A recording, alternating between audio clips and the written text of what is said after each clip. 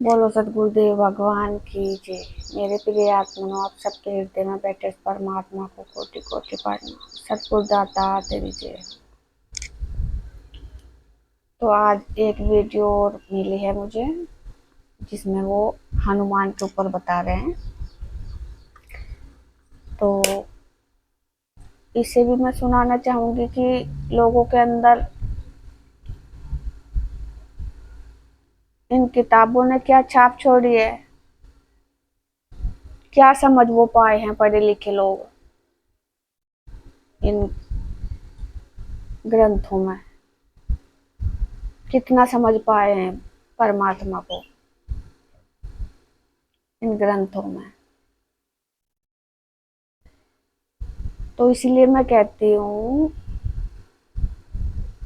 सिर्फ ध्यान साधना सीख लो, कोई ग्रंथों में जाने की जरूरत नहीं है, लेकिन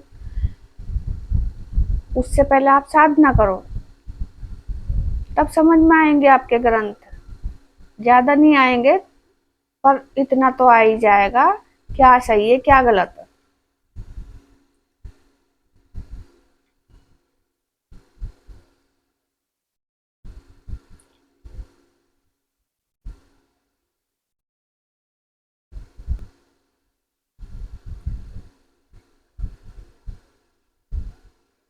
तो पोथी पढ़ने से ज्ञान नहीं आता है, ज्ञान साधना से आता है।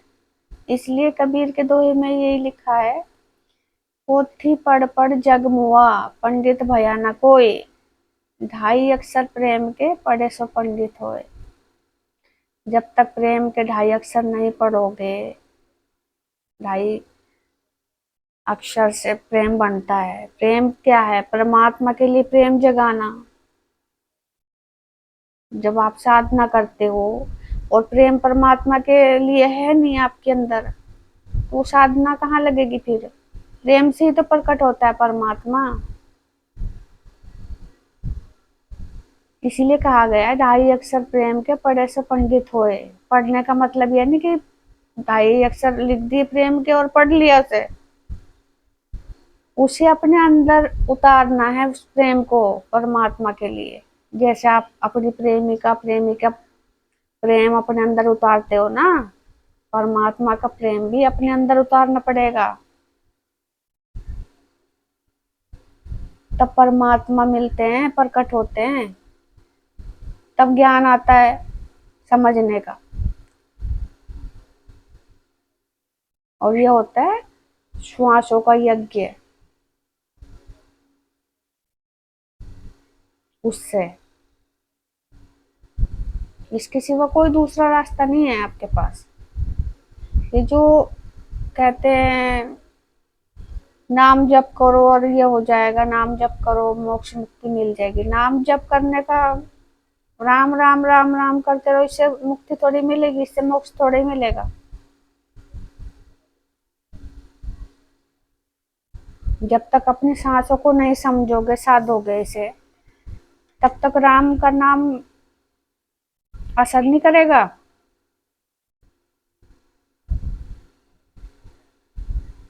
जब तक हम हांडी में भी रही से भिगोएंगे नहीं उसको, तो घी कहाँ से निकल जाएगा? तो सांसों की मथनी से भी तो मंथन करना पड़ता है। वही समुद्र मंथन है वो, उसके बारे में बताऊंगी मैं। तो फिर परमात्मा रूपी वही तो अमृत कैसे प्रकट हो जाएगा? चलो, तो बात यह है कि पोथी पढ़ने से समझ में नहीं आता। अब देखो कितने पढ़े लिखे बैठे हैं ये। मैंने तो कुछ पढ़ा लिखा नहीं है इतना।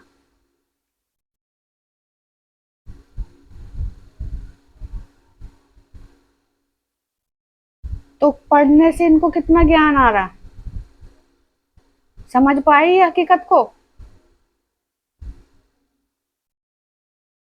कि कहानियां का, कहानी क्या कह रही है, कहानियों का इशारा किस तरफ है? आया समझ में? अगर ध्यान किया हुआ होता तो सारी समझ में आती।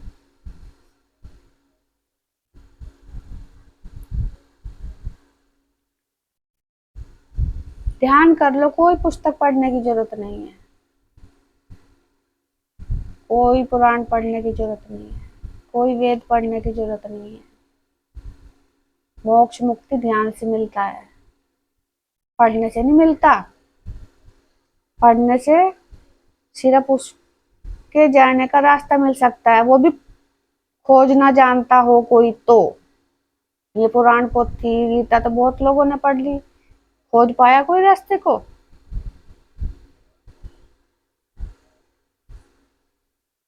उसको खोजना है। अगर जो इनसे ज्ञान पैदा होता ना, तो आज उन कहानियों की हंसी ना उड़ती जो ये हंसते हैं। देखिए, बहुत दिन तक किसी के साथ आप रहेंगे, चाहे हम रहेंगे चाहे कोई भी रहेगा, साल 2 साल में तो फेमिलियर हो जाता है जो है, लेकिन फिर भी आवाज नहीं वो बोल सकता, आपकी जुबान जो है ना नहीं वो बोल सकता जी, फेमिलियर हो जाएगा, आपको काटेगा नहीं, गुर्राएगा नहीं, लेकिन आपकी जुबान नहीं बोल सकता वो। हाँ, लेकिन चलिए ठीक है। ये कह रहे हैं हनुमान के बारे में कि काट सकता है बंदर, कुछ भी कर सकता है, लेकिन बोल नहीं सकता जैसे हनुमान बोलते थे। वो मानव के साथ फेमिलियर हो जाता है, ये सब तो मैं मान लेता हूँ, लेकिन क्या बानर उड़ भी सकता है? बानर कूद सकता है, हाँ, एक डाल से दूसरे डाल पर। हाँ, तो क्या उड़ नहीं सकता? तो क्या भारत का जो समुद्र का किनारा था, हाँ, वो था दारुसभा और वो विधानसभा थी। विधानसभा है ना, दारुसभा विधानसभा। क्या दारुसभा और विधानसभा की बिल्डिंग हो गई थी श्रीलंका और भारत का, कि जो वो लग रहा कूद के पहुंच गया? हाँ, ऐसा है। अब पृथ्वीराज के साथ तो यही था। तो डॉक्टर साहब, आखिर ये वहां को एक्चुअली समेत में डालने का काम क्यों किया गया? देखिए, यही तो देश की जो 85% जनता है जो है, इसको मूर्ख बनाने के लिए, इसको इस सब में उलझा करके रखने के लिए कि देखो यही सब कुछ है, जो कुछ होना है इसी से होना है, पढ़ाई लिखाई से नहीं होना है। अच्छा डॉक्टर साहब, एक बात आपको याद होगी, बिल्कुल आपने सही कहा, पढ़ाई लिखाई की बात पे थोड़ा सा याद आ गया कि इटावा की तरफ कहीं भाषण दिया था योगी ने, और कहा था कि हनुमान जी अनुसूचित दलित जात से आते हैं। बहुत पहले तो दलित जात से आते हैं, कहीं पहले ये बानर जाति, जैसे आज जाति है ना, यादव है, मौर्य है, कुर्मी है, पटेल है, कहीं ऐसा तो नहीं था, ये बानर जाति भी थी। देखिए, ये सब ऑटो का गणित है, ऑटो गणित है। देखिए, किसी का दलित होना, किसी का ओबीसी, किसी को बता देना जो है, ये सब ऑटो का गणित है। हमको इस पर बात ही नहीं करनी कि उन्होंने क्या कहा है, क्या नहीं कहना हमें जमाने जरूरी है, क्योंकि उन्होंने ही तो हमको सब दिया, उन्होंने ही हमको राम दिया, हाँ, उन्होंने ही हमें कृष्ण दिया, उन्होंने कृष्ण दिया, उन्होंने ही राम दिया। कैसे हंसी उड़ा रहे हैं ये देखो, उसी की वजह से सत्ता में, तो हमें उसको नहीं छोड़ना है, ये हमारे लिए बड़ा महत्वपूर्ण है। नहीं, जनता को बताना है, बतानी पड़ेगी कि देखो ये चीज जो है, जनता को बताना है कि जनता जाग जाओ, है ना। ये उस समय बानर नाम की कोई जाति रही होगी, प्रजाति, हाँ, जाति और प्रजाति में दोनों में बड़ा अंतर होता है, लेकिन यहाँ पर हम जाति मानेंगे, योगी ने कहा। हाँ, नहीं, योगी ने नहीं कहा, हाँ, क्योंकि बंदर बोल रहा है, बंदर अगर बोलता है ना, तो मानव है, वो मानव है, तो कोई ना कोई उसकी जाति रही होगी उस समय। हाँ बिल्कुल है, क्योंकि मानव की तो जाति है, जो मानव की जात है, तो उस समय कोई ना कोई उसकी जात रही होगी, तभी वो बोल रहा था बंदर, नहीं तो नहीं, है ना। फिलहाल जो है वो ठीक है, वैसे बात करना जरूरी है, चर्चा करना जरूरी है। तो डॉक्टर साहब, जो आज का सबसे बड़ा मुद्दा है कि आप डॉक्टर भी हैं, बंदर उड़ेगा कैसे, इसके बारे में थोड़ा बताइए। एक पक्षी उड़ता है जी, है ना, आज विमान क्रैश हुआ, हाँ, सबसे पहले उन लोगों को श्रद्धांजलि, सब जो गुजरात में अहमदाबाद में विमान क्रैश हुआ उन सबको भावभीनी श्रद्धांजलि। लेकिन जब विमान उड़ रहा है तो विमान को बनाया गया है, बिल्कुल बनाया गया है ना, मैन्युफैक्चर किया गया, उन्होंने लाख उसे बनाया गया, लेकिन हनुमान को मैन्युफैक्चर नहीं किया गया था। नहीं, हनुमान तो जो है देखिए प्राकृतिक है ना, हाँ, हाँ वो प्रकृति के हनुमान तो प्रकृति के, हनुमान तो मैन्युफैक्चर्ड है। तो हनुमान उड़े कैसे, इसमें थोड़ा बताइए कि अगर हम लोग हाथ पैर या कुछ हिलाएं, ऊपर से हाथ में गदा भी पकड़े हुए थे, इतना भारी, हाँ गदा भी भारी था, हाँ। तो ऐसे हाथ करके सीधा उड़ रहे थे ना, खाली पैर ऐसे ऐसे हिला रहे थे बस, ऐसे ऐसे पैर हिल रहा था। सनातन सागर की उसमें देखा था, संभव नहीं है, संभव नहीं है। क्योंकि देखिए जब कोई चीज, जैसे कि हम तैरते हैं पानी में, तो जब तक पंजे ऐसे खुले रहेंगे तब तक हम नहीं तैर पाएंगे। अच्छा, क्योंकि पानी आर पार निकल जाएगा ना। हाँ बिल्कुल। जब पंजे ऐसे बंद रहेंगे, हाँ। तो जब यूं धक्का देंगे ना, तो पानी किनारे से निकलेगा, आर पार जो है नहीं होगा, तो आदमी उसमें जो है तैरेगा। और पैर की जो मारते हैं ना, उसकी भी उंगलियों, सारी उंगलियां जुड़ी होनी चाहिए। जैसे कोई पक्षी उड़ता है, तो पक्षी के पंखों में जो है जगह नहीं होती जो है। इतना ही बहुत है। तो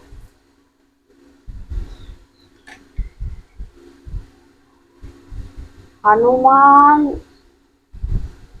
कहानियों में दिखाया, लेकिन मैंने कहा जो सब कहानियों की जो भी कलाकार हैं, जो भी पात्र हैं, वो एक शरीर के अंदर के हैं, एक साधना करने वाले के शरीर के अंदर के हैं। ना कर रहे हो तब भी तुम्हारे अंदर है,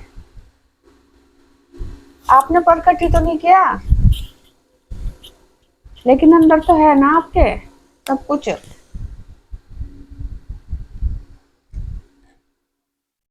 तो अंदर की चीज दिखाने में नहीं आती, इसलिए इनको कहानियों का रूप दिया गया है।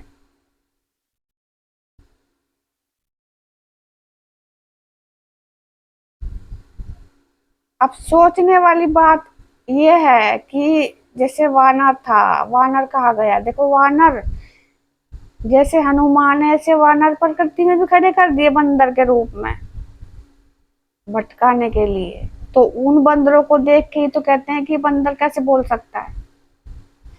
वानर, नर कौन होता है? इंसान का शरीर, नर नारी, इसी को तो कहते हैं शरीर को। वन हमारे अंदर का है, यो इंद्रियों का वन।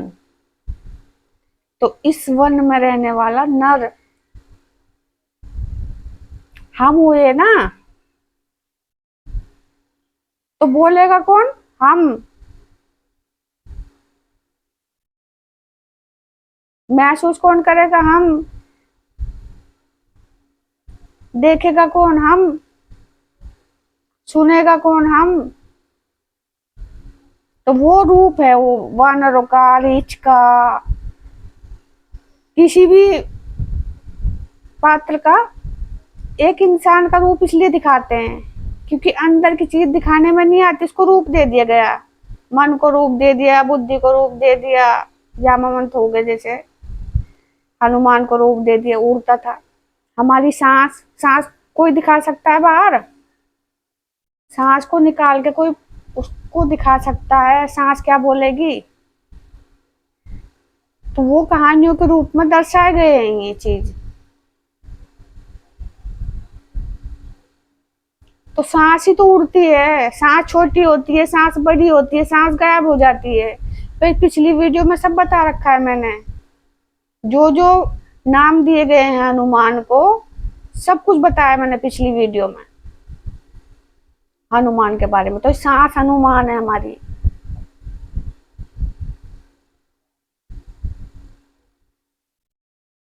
यही तो उड़ती है, वरना राम को उड़ते हुए नहीं दिखाया, सीता को उड़ते हुए नहीं दिखाया, लक्ष्मण को उड़ते हुए नहीं दिखाया, हनुमान को क्यों दिखाया उड़ते हुए?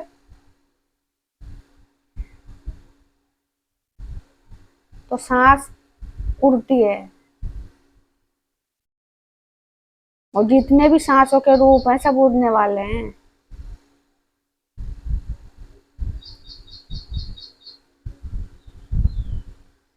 तो जैसे पंचमुखी हनुमान में जो दो मुख नीचे दिए गए हैं मलमूत्र स्थान को, वो भी उड़ने वाले होते हैं। तभी तो राक्षस भी उड़ते थे।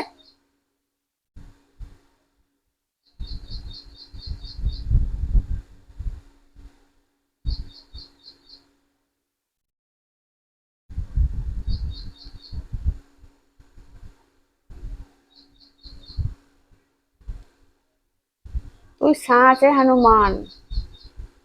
ये सांस ना हो, सांस को नहीं जानोगे तो परमात्मा नहीं मिलने वाला। राम राम राम जपते रहो, कोई फायदा नहीं है। जब तक सांसों को नहीं समझोगे, जानोगे, इसका ध्यान नहीं करोगे, इसका हवन नहीं करोगे, तब तक कोई मंत्र आपका काम नहीं करेगा। कितने भी रात दिन जाप करते रहो। राम जी मिले ना हनुमान के बिना। तो हनुमान कौन है? हमारी सांस। ये सब जो पात्र हैं सब अंदर के हैं, ये बाहर दिखाए गए हैं कि कोई इसे जाने। समझ में उसके आता है जो साधना करता है। अब तक इन लोगों ने क्यों नहीं समझा?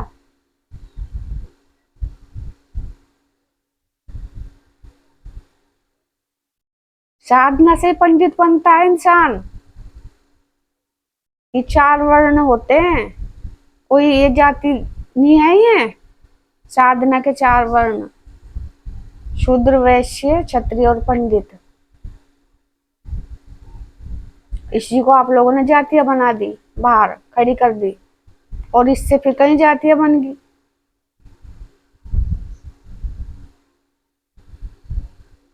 इसलिए कबीर का फिर वो दोहा जो है दोहराती हूँ, पोथी पढ़ पढ़ जग मुआ पंडित भया ना कोय। क्यों कहा? पोथी पढ़ पढ़ जग मुआ पंडित भया ना कोय। जो पोथी को पढ़ने वाले जो पंडित साबित करते हैं ना अपने आप को, पंडित भया ना कोय। पोथी पढ़ने से पंडित नहीं होता। जो साधना में 2.5 अक्षर प्रेम के पढ़ता है ना परमात्मा के लिए, प्रेम प्रकट करता है, प्रेम से परमात्मा प्रकट होते हैं, वो होता है पंडित। उसको उपाधि मिलती है पंडित की 4 श्रेणियों में।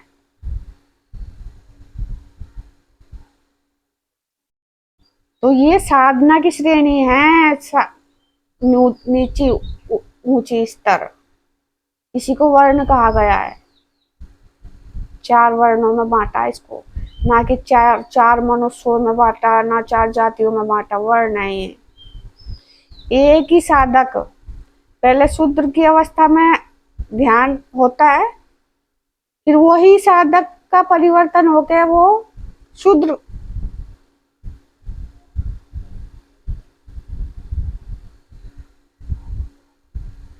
पहले शूद्र होता है, फिर शूद्र का परिवर्तन होता है, फिर वैश्य बनता है, फिर वैश्य का परिवर्तन होता है, फिर क्षत्रिय बनता है, फिर क्षत्रिय का परिवर्तन होता है। जैसे परशुराम सिर काटता है ना क्षत्रियों का, तो वो सिर काटना वही तो है परिवर्तन।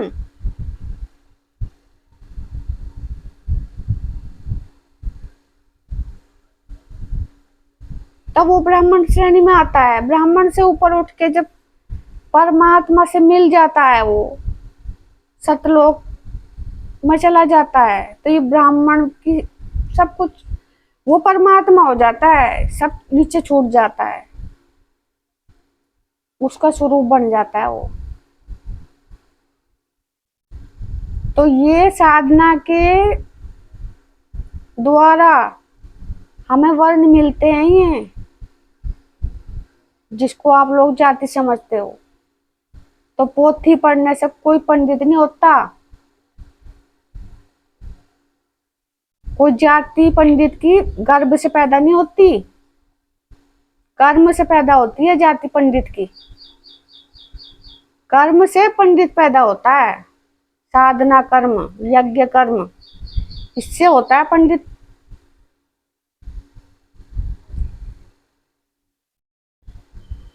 बाकी कोई जन्म से पंडित नहीं होता।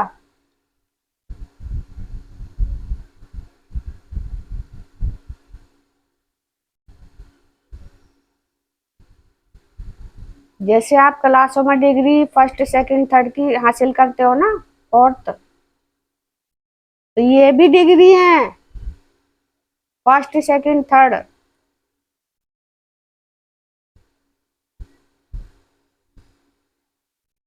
उपाधि इनको कहा गया है पंडित, क्षत्रिय, वैश्य और शूद्र। तो इनका परिवर्तन हो गया, ऊपर जाता है साधक।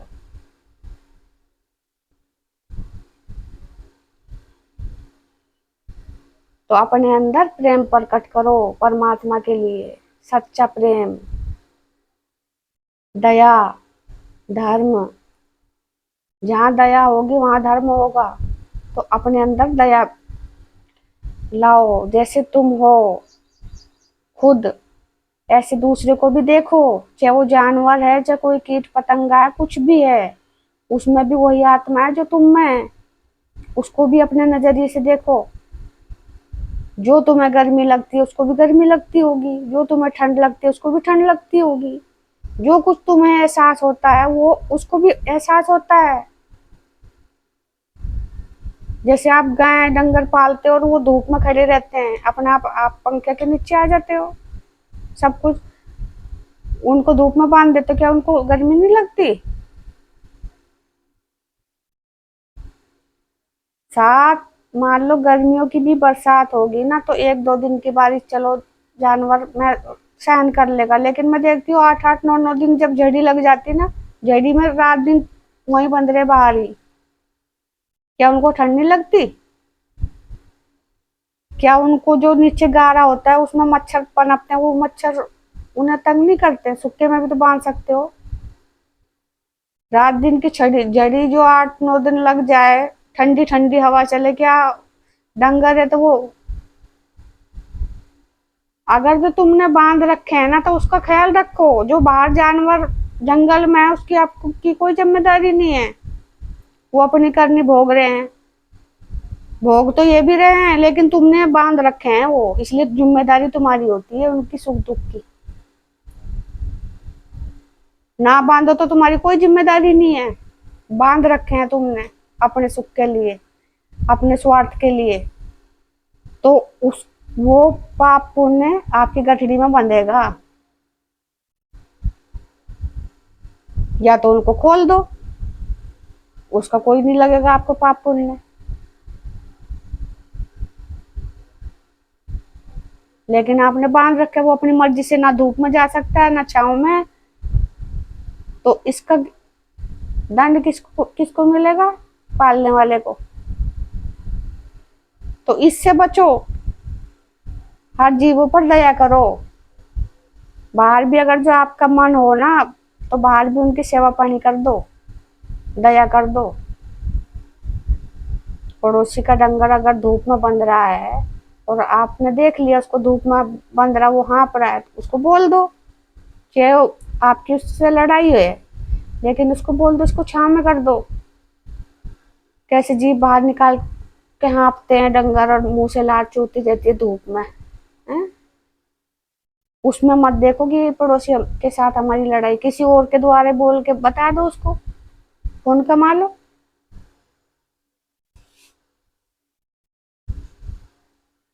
तो इस वीडियो में इतना ही, आगे और फिर बताऊंगी मैं आपको। तो तब तक के लिए मेरी राम राम, सतगुरु दाता तेरी जय।